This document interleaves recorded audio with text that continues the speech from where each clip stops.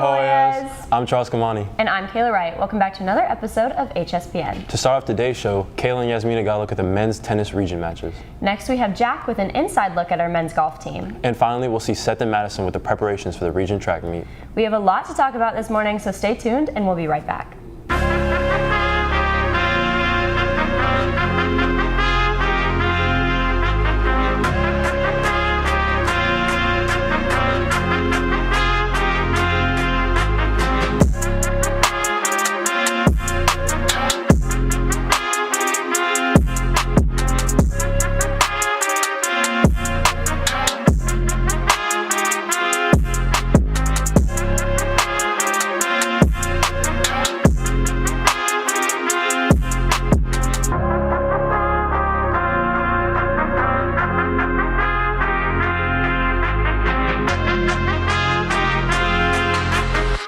As you've probably heard, our boys tennis team is still undefeated and going strong into the state tournament. Yep, Jason Lim and Nick Hoyt are yet to lose a match going into the playoffs. Sounds exciting. Let's hear what senior Alex Rasback has to say about the Hoyas region win.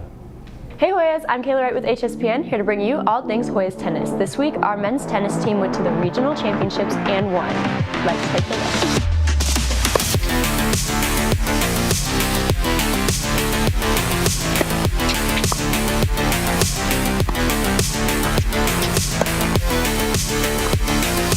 The region tournament is the 6 teams in our region all playing against each other to determine the top 1 through 4 seeds that move on to state playoffs. Yeah, we won. It's good. I mean, we've gone every year so far, so it's just trying to get through each match. We got 5 matches to go through, and it's just exciting, but keep putting the work in. It was awesome. It's the first time winning it since I've been here, so it was good to get that region title and get some good wins. My partner's Aaron Wynn. It's awesome because I've grown up playing with him since like 10U, so we've always played together. We know each other's games well, and it's good to play with a good friend. Hopefully we can win the state title this year. Boys tennis isn't the only team making a statement right now. That's right. Our girls soccer team is advancing to the Elite Eight with a big 4-0 win against East Coweta on Monday night. This dominating victory marks the first time since 2017 that the girls soccer team has had 2 straight shutouts in the first 2 rounds of playoffs. Boys lacrosse is also off to state playoffs, going in with a 9-7 record. Unfortunately, they lost 6-8 last Friday against West Versailles, but plan to bounce back this Friday against Stars Mill. That game will be played here at home at 6 o'clock. The girls also had a tough loss against Cherokee, 17-5. But they look to rebound tonight at home at 6. But wait, we aren't done with the playoff action yet. Boys golf is advancing to the state tournament after a stellar regular season. Matthew Render and Will Perkins filled us in on the team's recent success. This year, our men's golf team is seeing some unprecedented success. And last week was no different, with Harrison taking the top 4 spots in the Area 2 tournament, winning the entire tournament in individual and team scores. I'm Matthew Render, I'm a junior, and I'm on the Harrison High School men's golf team. Finishing second, it was a teammate that won it, so Caden won it. I mean, obviously it's nice to win, but if there's anyone I want to lose to, it's a teammate. So the team won, and that's really all that mattered. Matthew then went on to explain how important having a well-rounded team is to their success this year. It pushes you, and it's such a cool feeling knowing that even if you don't have the best day, there's 5 other guys on the team that can do that. Before heading off to state, though, the team has one more hurdle to jump over, the Harrison-hosted Billy Peak Invitational. I'm Will Perkins. I'm a senior on the golf team. That would be huge going into state, momentum-wise. We really haven't had a team that was able to win it, and this year we definitely, I would say we're probably the favorites to win. But post Billy Peak, what all goes into keeping that momentum strong heading into state? Staying sharp, man. Not trying to change anything, just keep going with what we got. I mean, clearly it's worked. What we got, I think we're going to be a really tough team to beat. When playing in a state championship, you would think that anxiety and stress would be at an all-time high. For Matthew, though, it's the complete opposite. The atmosphere is a bit different. It's a bit more lighter for me. Up to it's intense, but when you're in the moment, it's sort of you're sort of on cruise control, you know what I mean? You can feel that there's a sense of comfort, just knowing you're with your best friends and you're relaxed. Finally, Will breaks down the significance of this year's state championship run for the program. It would mean the world to me if we won a state championship as a team, that would be huge.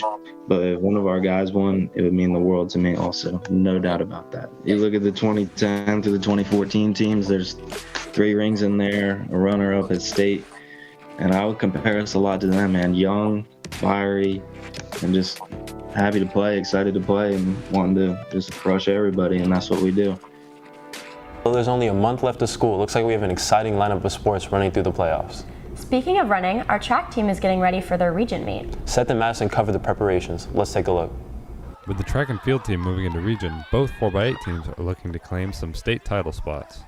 So the 4x8 is a series of races. So we have region, sectionals, and state. So our idea for region is just to get through.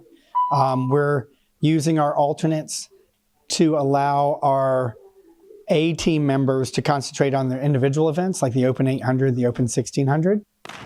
And then as we move to sectionals, we'll start to ramp it up a little bit. Sectionals, you only have to be top 8. We'll put a team together that's good enough to get out of sectionals. And at state, we'll put our 4 best together and hopes to defend our state title on the girls and win our first state title for the boys. We also talked to alternates Ashley Thibodeau and Evan Curtis, who will be supporting their team by running the 4x8 at region. I'm helping the other people focus on their main events, and we can just qualify for sectionals. All the alternates will run the 4x8 at region to get us a spot for state so that our A team, so all the girls that will be running at state, can run but also be well rested and ready for the actual state meet. I think we have a really good chance. With HSPN, I'm Seth Thompson. Unfortunately, our baseball team finished up their season with senior night Monday night. Speaking of seniors, remember, senior letters are due today. Make sure to drop them off at the attendance office. Here are our standings as of April 19th. Boys soccer finishes with a 6-13 overall record and second in the region. Girls soccer is 14-3-1 overall and first in the region. Baseball finishes with a 9-20 overall and is fifth in the region. Boys lacrosse stands at 9-7 overall, and girls lacrosse stands at 8-8 overall. Both are second in the region. Now let's go to Yasmina with this week's calendar. Hey Hoyas, I hope you're all having a great week and enjoying the countdown to summer. First up, today girls golf plays against North Paulding at Brookstone at 3. Track has day 1 of their region meet at Marietta beginning at 4. Our varsity girls lacrosse plays against St. Pius at 6, and boys tennis plays here at home against Archer for round 1 of their state playoffs at 4. Thursday, boys volleyball plays at Appalachia at 6, and girls lacrosse plays against Parkview at 6. Following that, Friday is day 2 of the region track meet at Marietta, and varsity boys lacrosse plays versus Stars Mill at 6:30. To finish up, Monday girls soccer plays quarterfinals against Walton from 6 to 8, and boys golf plays in the Billy Peak tournament at Brookstone, which will move into Tuesday as well. Thanks so much for tuning in. We hope you all go out and support your Hoyas.